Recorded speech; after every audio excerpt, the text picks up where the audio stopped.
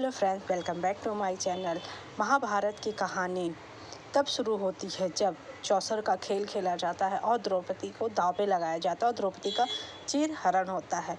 उसके बाद जब द्रौपदी के लिए वरदान मांगने की बात आती है तो द्रौपदी कहती है कि मैं अपने पतियों के लिए मुक्ति चाहती हूँ और दूसरा वर मांगती है कि मेरे पति दास ना कहलाएं। उसके बाद फिर दुर्योधन कहता है कि मुझे ये मंजूर नहीं है, तो एक बार चौसर और खेला जाए। जब चौसर खेला जाता है तो पांडवों के लिए 12 वर्ष का वनवास और 1 वर्ष का अज्ञातवास मांगा जाता है। उस दौरान अर्जुन को भगवान श्री कृष्ण कहते हैं कि तुम स्वर्ग जाओ और स्वर्ग में जाकर शक्तियाँ अर्जित करो। तो चलिए आगे क्या होता है।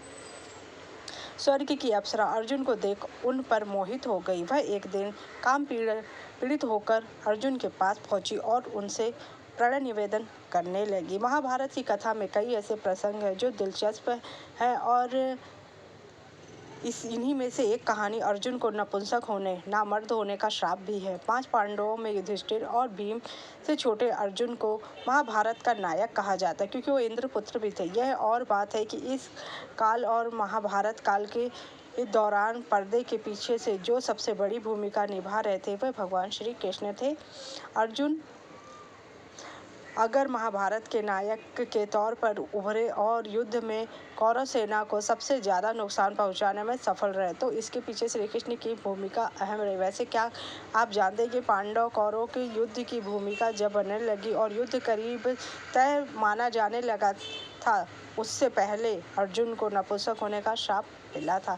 महाभारत की कथा के अनुसार जब युद्ध की संभावना को देखते हुए भगवान श्री कृष्ण ने अर्जुन को स्वर्ग जाकर अस्त्र शस्त्र विद्या में पारंगत होने सहित और विशेष शस्त्र आदि हासिल करने की सलाह दी। इसे सुनकर अर्जुन स्वर्ग गए। अर्जुन को भगवान इंद्र का भी पुत्र कहा जाता है, इसलिए उनका स्वर्ग में खूब सत्कार हुआ और वे वहाँ कुछ दिन रुके।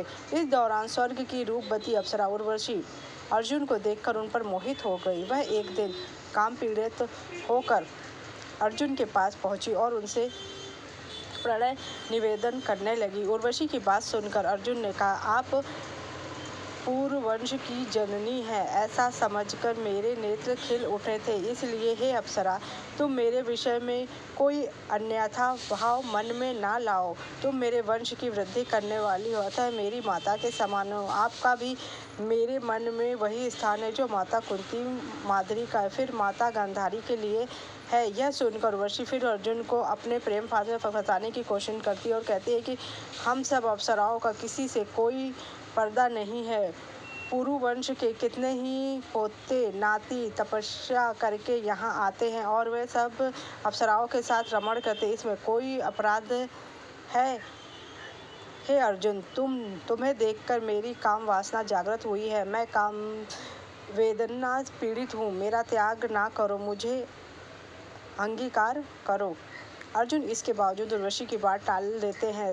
यह देख उर्वशी क्रोधित हो जाती है और अर्जुन को नपुंसक होने का श्राप देती है। पांडव जब अज्ञातवास कर रहे थे तब अर्जुन को इसी नपुंसकता होने के कारण भृंगलला बनना पड़ा। असली रूप छिपाते हैं और राजा विराट की कन्या उत्तरा सहित उसकी सहेलियों को संगीत आदि की शिक्षा देते। पांडवों ने अज्ञातवास के दौरान विराट नगर में 1 साल सफलतापूर्वक बिताया और दुर्योधन सहित कौरवों का कोई भी गुप्तचर उन्हें खोज नहीं सका। इसके बावजूद जब इंद्र को पता चलता है कि उनको उर्वशी ने नपुंसक होने का श्राप दे दिया है तो उर्वशी के ऊपर क्रोधित होते हैं और कहते हैं कि तुमने गलत किया है। तब उर्वशी को अपनी गलती का एहसास होता है तो उस श्राप को वो 1 साल के लिए कर देती है कि जो 1 साल का अज्ञातवास था वही उनके लिए श्राप वरदान बन जाता है, क्योंकि वो उस समय नपुंसक थे। नपुंसक को कन्याओं को नृत्य सिखाना, संगीत करना और गायन करने के लिए उत्तरा के जो वहाँ की राजकुमारी थी, जो बाद में अभिमन्यु की पत्नी बनी, वही उन्हीं को वह नृत्य, संगीत और की शिक्षा देने लगे, जिस कारण से अर्जुन के लिए यह श्राप वरदान बन गया जो अज्ञातवास में उनके लिए बहुत ही कारगर रहा। और उसके बाद जब अर्जुन का भेद खुला तो तब वहाँ के राजा ने उनसे कहा कि आप मेरी पुत्री से विवाह कर लिए। तब उन्होंने कहा कि वो तो मेरी पुत्री समान है, हो सके तो आप मेरे पुत्र से उसका विवाह कर दीजिए। तब अभिमन्यु के साथ उसका विवाह। अगर आपको मेरी जानकारी अच्छी लगी हो तो मेरे चैनल को लाइक कीजिए, सब्सक्राइब कीजिए, शेयर कीजिए। Thank you so much.